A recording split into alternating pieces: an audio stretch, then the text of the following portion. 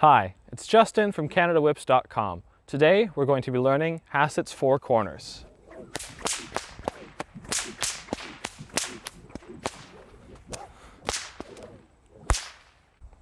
Hassett's four corners is widely considered to be one of the hardest single whip cracking tricks. In fact, by most it's considered to be the hardest.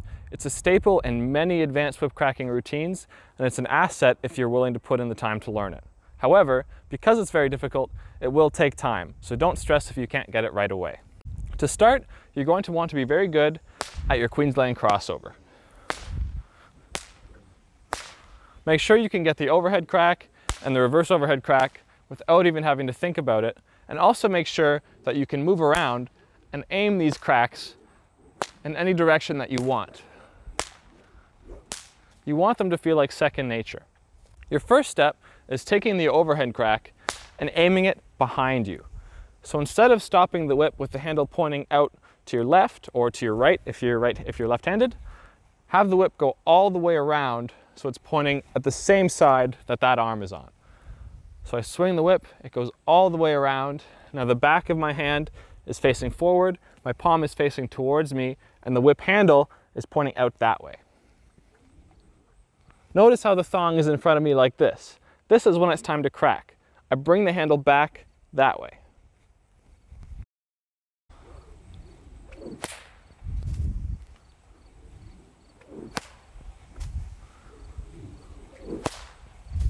You want to learn the same thing with the reverse overhead crack. So instead of cracking it where the crack happens in front of you, rotate your wrist all the way around so that now you can get the crack to happen behind you.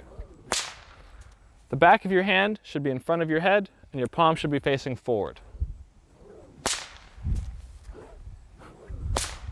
It's going to feel very foreign at first, but once you're confident, you should be able to do both of these cracks back to back.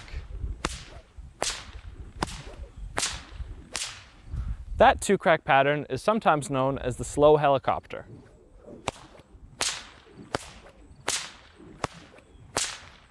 This pattern also serves as the base for Hassett's four corners.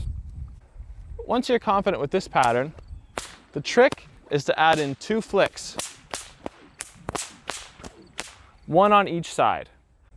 Once you've done your backwards overhead crack, push forward and aim the whip in front of you. You should be able to get a second crack right there.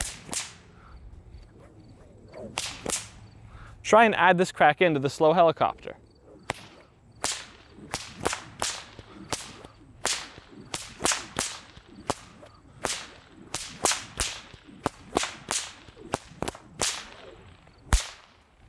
This is going to take a lot of practice and a lot of wrist strength.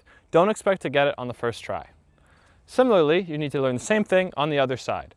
So after you reverse backwards overhead crack, you're going to add a flick in on that side.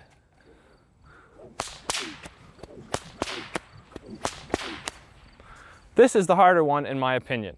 You really need to push your arm forward to get that crack to happen right out in the corner, right over there. Again, try and add that crack into the slow helicopter.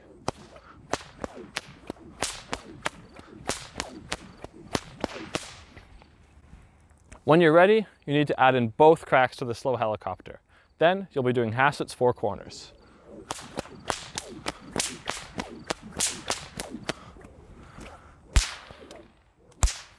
The key to this trick, in my opinion, is really getting your arm to move in jerky motions. You don't want it to feel flowy. It does feel very bang, bang, bang, bang. My arm makes one motion and causes a crack, it makes another motion and causes another crack. I'm kind of stopping my hand just briefly in between each crack.